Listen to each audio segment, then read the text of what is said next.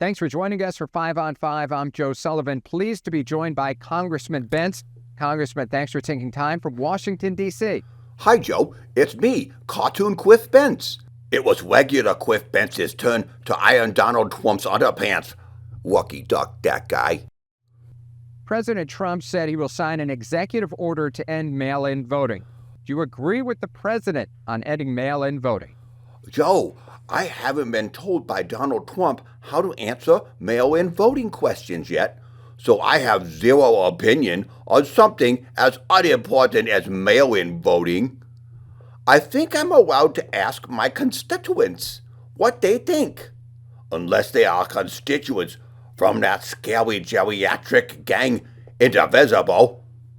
You know, I once wrote a state bill that said no Twickie voting, but everyone in the state legislature said, "That's a stupid bill."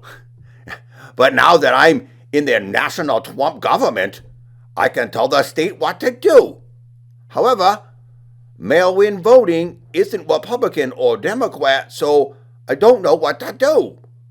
I guess I'll just do the opposite of what scary geriatric indivisible wants, because indivisible are like Al-Qaeda and the bad aliens from the movie Independence Day. Given the staffing reduction at Crater Lake National Park, what steps have you taken to investigate this issue and ensure the park has the resources it needs? Have you looked into that? They've lost a significant amount of people there. Crater Lake. I think I heard something about that, but I didn't look into it or ask my staff to look into it.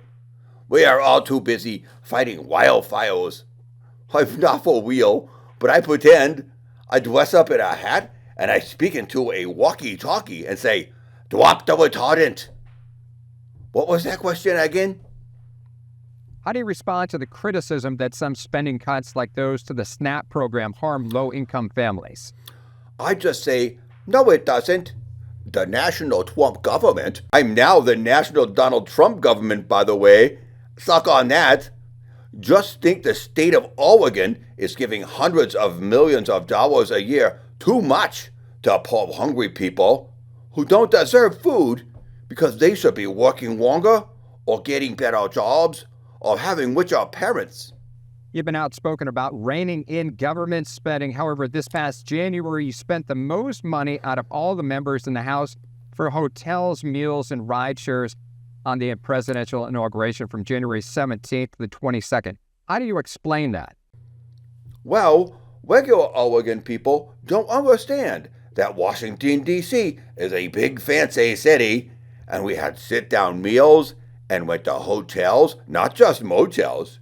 And regular Oregon people don't understand that Oregon is far, far away from Washington, D.C., so we had to fly on airplanes. So, wait, what? We spent 10 times more than Idaho Representative Russ Fulcher? We spent $16,000 and they spent $1,700? Next question. Why do you refuse to do more in-person town halls? This is something we hear about all the time from the people who live in your district. They want more in-person town halls. The liberal gang, indivisible, sends people to meetings to yell at me. They ruin everything. Anyone who asks a question or questions me or my Lord and Savior, Donald Trump, is obviously indivisible, and they ruin meetings where I want everyone to agree with me and Donald Trump. So, it's their fault. Everyone who disagrees with me and Donald Trump, indivisible. The White House has said more sanctuary cities should expect action, including sending in the National Guard. Are you in favor of sending the National Guard into American cities like Chicago? If it turns out that the Supreme Court decides that it's legal, then I'm for whatever it takes to stop all crime in Democrat cities like Portland. We've got about a minute left. Is there anything else you'd like our viewers to know about? Thank you, Joe. I gotta go now to see if Donald was okay with this. If he wasn't, I'll have to tell you not to air it, or you will be fired. Sorry. I gotta go. Congressman, thanks for your time from Washington, D.C.